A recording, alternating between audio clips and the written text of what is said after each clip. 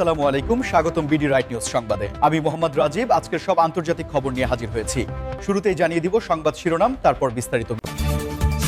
পাকিস্তানকে মোকাবেলায় suicide squad গঠন করছে আফগানিস্তান। যুক্তরাষ্ট্রের সেনাদের কি পানিতে ডুবিয়ে মারবে ইরান? ইরানের আইসিবিএম নিয়ে ট্রাম্পের দাবি উড়িয়ে দিল মার্কিন গোয়েন্দা সংস্থা। পাকিস্তান আফগানিস্তান সংঘাত, ৫৫ সেনা নিহত, ৮০ ট্যাঙ্ক ধ্বংস। যুক্তরাষ্ট্রের দীর্ঘস্থায়ী যুদ্ধে জড়ানোর সম্ভাবনা নেই, মার্কিন ভাইস প্রেসিডেন্ট। আসসালামু আলাইকুম, স্বাগতম জানাচ্ছি বিডি রাইট নিউজ সংবাদে। আমি মোহাম্মদ রাজীব। এতক্ষণ শুনছিলেন সংবাদ শিরোনাম, এবার বিস্তারিত। পাকিস্তান এবং আফগানিস্তানের মধ্যকার চলমান সীমান্ত উত্তেজনার এক নতুন এবং বেশ উদ্বেগজনক মাত্রার কথা শোনা যাচ্ছে, আর তা হল আফগানিস্তানের তরফ থেকে পাকিস্তানকে মোকাবিলা করার জন্য একটি বিশেষায়িত সামরিক বা আধা সামরিক দল গঠন করার গুঞ্জন, যাকে বিভিন্ন সংবাদ মাধ্যম এবং বিশ্লেষকরা একটি সুইসাইড স্কোয়াড বা বিশেষ আত্মঘাতী স্কোয়াড হিসেবে উল্লেখ করছেন। এই খবরটি এমন এক সময়ে সামনে এসেছে যখন উভয় দেশের মধ্যকার দীর্ঘদিনের অমীমাংসিত ডুরান্ড লাইন বা সীমান্ত রেখা নিয়ে উত্তেজনা প্রায়শই চরম আকার ধারণ করছে, এবং এর ফলে ওই অঞ্চলের সাধারণ মানুষ থেকে শুরু করে আন্তর্জাতিক সম্প্রদায় পর্যন্ত সবাই একটি বড় ধরনের নিরাপত্তা ঝুঁকির আশঙ্কা করছেন। আফগানিস্তানের বর্তমান প্রশাসন, যারা গত কয়েক বছর ধরে দেশের নিয়ন্ত্রণভার গ্রহণ করেছে, তারা তাদের দেশের অভ্যন্তরীণ নিরাপত্তা এবং সীমান্ত সুরক্ষার বিষয়ে অত্যন্ত কঠোর এবং আপোষহীন একটি অবস্থান গ্রহণ করেছে, যার ফলশ্রুতিতে পাকিস্তানের সাথে তাদের সামরিক এবং কূটনৈতিক সম্পর্কের ব্যাপক অবনতি লক্ষ্য করা যাচ্ছে।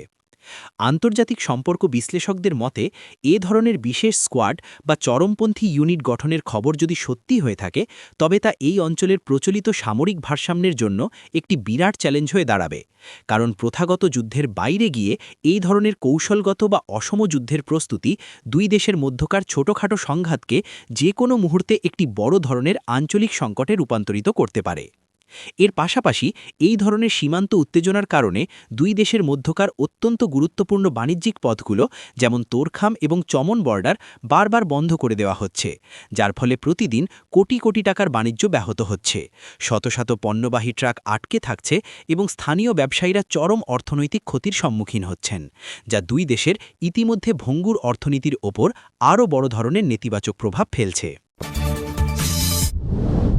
যুক্তরাষ্ট্র এবং ইরানকে কেন্দ্র করে আবর্তিত হচ্ছে, যেখানে সম্প্রতি সামরিক এবং কৌশলগত মহলে একটি অত্যন্ত কৌতূহলোদ্দীপক প্রশ্ন ব্যাপকভাবে আলোচিত হচ্ছে যে ইরানের নৌবাহিনী বা তাদের বিশেষায়িত সামরিক বাহিনীগুলো কি সত্যি সত্যি পারস্য উপসাগর বা হরমুজ প্রণালীর মতো অত্যন্ত কৌশলগত জলসীমায় মার্কিন যুক্তরাষ্ট্রের আধুনিক এবং সুসজ্জিত নৌসেনাদের বড় ধরনের কোনো বিপদে ফেলতে বা পানিতে ডুবিয়ে মারার মতো কোনো চরম এবং অসম কৌশলগত পদক্ষেপ নিতে সক্ষম কিনা। এই প্রশ্নটি মূলত সামনে এসেছে ইরানের বেশ কয়েকজন শীর্ষ সামরিক কর্মকর্তার সাম্প্রতিক কিছু জোরালো বিবৃতি এবং হুঁশিয়ারির পর, যেখানে তারা দাবি করেছেন যে তাদের জলসীমায় কোনো ধরনের বিদেশি আগ্রাসন হলে তার অত্যন্ত কড়া জবাব দেওয়া হবে এবং প্রয়োজনে আগ্রাসীদের সম্পূর্ণভাবে পরাস্ত করে দেওয়া হবে। বিষয়টি নিয়ে যদি আমরা একটু গভীরভাবে বিশ্লেষণ করি, তবে দেখতে পাব যে মার্কিন যুক্তরাষ্ট্রের নৌবাহিনীর সক্ষমতা, বিশেষ করে বাহরাইন ভিত্তিক তাদের পঞ্চম নৌবহরের অত্যাধুনিক যুদ্ধজাহাজ, বিমানবাহী রণতরী এবং সাবমেরিনগুলোর শক্তি বিশ্বের যে কোনো দেশের তুলনায় বহুগুণ এগিয়ে, কিন্তু তা সত্ত্বেও পারস্য উপসাগরের ভৌগোলিক অবস্থান এবং ইরানের অসম সামরিক কৌশল বা অ্যাসিমেট্রিক ওয়্যারফেয়ার ডক্ট্রিন মার্কিন বাহিনীর জন্য একটি বড় ধরনের মাথাব্যথার কারণ। ইরান খুব ভালোভাবে জানে যে প্রথাগত বা কনভেনশনাল নৌযুদ্ধে তারা যুক্তরাষ্ট্রের সাথে পেরে উঠবে না, আর ঠিক এই কারণেই তারা ছোট এবং অত্যন্ত দ্রুতগতির স্পিড বোটের বিশাল বহর, আধুনিক অ্যান্টিশিপ বা জাহাজ বিধ্বংসী ক্রুজ মিসাইল এবং সমুদ্রের তলদেশে পুঁতে রাখা মাইন ব্যবহারের মতো কৌশলগুলোতে ব্যাপকভাবে বিনিয়োগ করেছে, যা একটি বিশাল এবং ব্যয়বহুল মার্কিন যুদ্ধজাহাজের জন্য চরম ঝুঁকির কারণ হতে পারে। ডোনাল্ড ট্রাম্পের মধ্যকার একটি চমকপ্রদ মতবিরোধের বিষয় নিয়ে, যেখানে ইরানের অত্যন্ত আলোচিত আন্তঃমহাদেশীয় ব্যালিস্টিক মিসাইল বা আইসিবিএম সক্ষমতা নিয়ে ট্রাম্পের করা বিভিন্ন উচ্চকণ্ঠের দাবিগুলোকে সম্পূর্ণভাবে এবং সরাসরি উড়িয়ে দিয়েছে স্বয়ং মার্কিন গোয়েন্দা সংস্থাগুলো। ডোনাল্ড ট্রাম্প তার শাসনামলে এবং পরবর্তীতে বিভিন্ন সময়ে অত্যন্ত জোরালোভাবে এই দাবি করে আসছিলেন যে ইরান অত্যন্ত দ্রুতগতিতে এমন সব আধুনিক এবং দূরপাল্লার ক্ষেপণাস্ত্র তৈরি করছে যা সরাসরি মার্কিন যুক্তরাষ্ট্রের মূল ভূখণ্ডে আঘাত হানতে সক্ষম এবং এই কারণ দেখিয়েই তিনি মূলত ইরানের সাথে ঐতিহাসিক পরমাণু চুক্তি বা জেসিপিওএ থেকে যুক্তরাষ্ট্রকে বের করে নিয়ে এসেছিলেন, যা আন্তর্জাতিক অঙ্গনে ব্যাপক আলোচনার জন্ম দিয়েছিল। কিন্তু অত্যন্ত চমকপ্রদ ব্যাপার হল মার্কিন যুক্তরাষ্ট্রের বিভিন্ন শীর্ষস্থানীয় গোয়েন্দা সংস্থা, যার মধ্যে সেন্ট্রাল ইন্টেলিজেন্স এজেন্সি বা সিআইএ এবং ডিরেক্টর অফ ন্যাশনাল ইন্টেলিজেন্স বা ডিএনআই এর মতো সংস্থাগুলো রয়েছে, তারা তাদের অত্যন্ত গোপনীয় এবং বিস্তারিত বার্ষিক বৈশ্বিক হুমকি মূল্যায়ন প্রতিবেদনে স্পষ্টভাবেই জানিয়েছে যে ইরানের বর্তমানে কোনো কার্যকরী আইসিবিএম বা আন্তঃমহাদেশীয় ব্যালিস্টিক ক্ষেপণাস্ত্র নেই এবং অদূর ভবিষ্যতে তাদের এই ধরনের সক্ষমতা অর্জনের কোনো স্পষ্ট প্রমাণও পাওয়া যায়নি। গোয়েন্দা সংস্থাগুলোর মতে ইরান মূলত তাদের আঞ্চলিক প্রভাব বিস্তার এবং প্রতিবেশী দেশগুলোর পাশাপাশি মধ্যপ্রাচ্যে অবস্থিত মার্কিন সামরিক ঘাঁটিগুলোকে যে কোনো ধরনের সম্ভাব্য আক্রমণ থেকে বিরত রাখার উদ্দেশ্যে স্বল্প এবং মাঝারি পাল্লার ব্যালিস্টিক ক্ষেপণাস্ত্রের উন্নয়নে বেশি মনোযোগ দিচ্ছে। যদিও ইরানের একটি মহাকাশ কর্মসূচি এবং স্যাটেলাইট উৎক্ষেপণ যান বা এসএলভি প্রোগ্রাম রয়েছে, পাকিস্তান এবং আফগানিস্তান ইস্যুতেই। তবে এবারের বিষয়টি আরও বেশি সরাসরি ভয়াবহ এবং পুরো অঞ্চলের জন্য চরম উদ্বেগজনক, কারণ সাম্প্রতিক কিছু অসমর্থিত সূত্র, স্থানীয় বেশ কিছু সংবাদ মাধ্যম এবং সোশ্যাল মিডিয়ার বিভিন্ন রিপোর্টের ভিত্তিতে একটি অত্যন্ত চাঞ্চল্যকর খবর ছড়িয়ে পড়েছে যে পাকিস্তান ও আফগানিস্তানের মধ্যকার ভয়াবহ এক সীমান্ত সংঘাতে নাকি প্রায় ৫৫ জন সেনা সদস্যের প্রাণহানি ঘটেছে এবং প্রায় ৮০টি ট্যাঙ্ক বা সাজোয়া যান সম্পূর্ণভাবে অকেজো বা ধ্বংস হয়ে গেছে।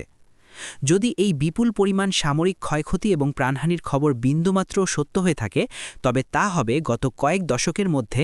দুই দেশের মধ্যকার সবচেয়ে বড় প্রথাগত সামরিক সংঘাতের একটি ভয়াবহ নজির, যা শুধু এই দুই দেশ নয় বরং পুরো দক্ষিণ এশিয়ার নিরাপত্তার ভিত নাড়িয়ে দেওয়ার জন্য যথেষ্ট।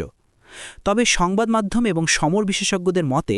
যুদ্ধের ময়দানে বা চরম উত্তেজনাকর পরিস্থিতিতে প্রায়শই ফগ অফ ওয়ার বা যুদ্ধের অস্পষ্টতার কারণে ক্ষয়ক্ষতির সঠিক পরিসংখ্যান যাচাই করা অত্যন্ত কঠিন হয়ে দাঁড়ায় এবং অনেক সময় উভয় পক্ষই মনস্তাত্ত্বিক সুবিধা আদায় করার জন্য বা প্রোপাগান্ডা ছড়ানোর উদ্দেশ্যে হতাহতের সংখ্যা বা ধ্বংস হওয়া সামরিক সরঞ্জামের পরিসংখ্যানকে বহুগুণ বাড়িয়ে প্রচার করে থাকে।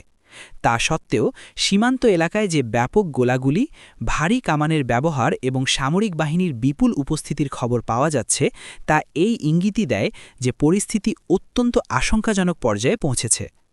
এই ধরনের ভয়াবহ সংঘাতের কারণে সবচেয়ে বেশি ক্ষতিগ্রস্ত হচ্ছেন সীমান্তবর্তী এলাকার নিরীহ সাধারণ মানুষ, যাদের অনেকেই নিজেদের ঘরবাড়ি ছেড়ে নিরাপদ আশ্রয়ের সন্ধানে পালিয়ে যেতে বাধ্য হচ্ছেন, যার ফলে ওই অঞ্চলে একটি চরম মানবিক সংকটের সৃষ্টি হয়েছে। মার্কিন যুক্তরাষ্ট্রের বর্তমান প্রশাসনের অত্যন্ত গুরুত্বপূর্ণ ব্যক্তিত্ব এবং মার্কিন ভাইস প্রেসিডেন্ট সম্প্রতি অত্যন্ত স্পষ্টভাবে এবং দ্ব্যর্থহীন ভাষায় বিশ্ববাসীকে জানিয়ে দিয়েছেন যে অদূর ভবিষ্যতে বিশ্বের কোথাও নতুন করে কোনো দীর্ঘস্থায়ী যুদ্ধে জড়ানোর বিন্দুমাত্র কোনো সম্ভাবনা, ইচ্ছা বা পরিকল্পনা যুক্তরাষ্ট্রের নেই। এই ঘোষণাটি মার্কিন যুক্তরাষ্ট্রের বৈদেশিক নীতির একটি বিশাল এবং কৌশলগত পরিবর্তনের ইঙ্গিত দেয়, কারণ গত ২ দশক ধরে মার্কিন যুক্তরাষ্ট্র আফগানিস্তান এবং ইরাকের মতো দেশগুলোতে যে দীর্ঘমেয়াদী এবং ব্যয়বহুল যুদ্ধ পরিচালনা করেছে, তা থেকে তারা একটি অত্যন্ত তিক্ত এবং কঠিন শিক্ষা লাভ করেছে। ট্রিলিয়ন ট্রিলিয়ন ডলারের বিপুল অর্থনৈতিক ক্ষয়ক্ষতি, হাজার হাজার মার্কিন সেনার প্রাণহানি এবং দেশের অভ্যন্তরে সাধারণ জনগণের মধ্যে যুদ্ধবিরোধী প্রবল মনোভাবের কারণে বর্তমান মার্কিন প্রশাসন এখন সরাসরি সামরিক হস্তক্ষেপের পরিবর্তে কূটনৈতিক পদক্ষেপ, অর্থনৈতিক নিষেধাজ্ঞা এবং মিত্র দেশগুলোর সাথে কৌশলগত জোট গঠনের ওপরই সবচেয়ে বেশি জোর দিচ্ছে। ভাইস প্রেসিডেন্টের এই বক্তব্যটি মূলত মার্কিন নাগরিকদের আশ্বস্ত করার জন্য দেওয়া হয়েছে যে বর্তমান সরকার দেশের অর্থনৈতিক পুনর্গঠন, অভ্যন্তরীণ অবকাঠামো উন্নয়ন, স্বাস্থ্যসেবা এবং কর্মসংস্থান সৃষ্টির মতো বিষয়গুলোতেই তাদের মূল মনোযোগ এবং রাষ্ট্রীয় বাজেট বিনিয়োগ করতে চায়। বিদেশের মাটিতে অন্তহীন কোনো যুদ্ধে জড়িয়ে দেশের সম্পদ নষ্ট করতে চায় না। পাশাপাশি বৈশ্বিক রাজনীতিতে মার্কিন যুক্তরাষ্ট্রের বর্তমান কৌশল হচ্ছে ওভার দ্য হরাইজন বা দিগন্তের ওপার থেকে নজরদারি এবং নিয়ন্ত্রণের নীতি অনুসরণ করা, যেখানে তারা সরাসরি মাটিতে সেনা মোতায়েন না করে অত্যাধুনিক প্রযুক্তি, ড্রোন, সাইবার স্পেস এবং গোয়েন্দা তথ্য বিনিময়ের মাধ্যমে তাদের জাতীয় নিরাপত্তা নিশ্চিত করতে আগ্রহী।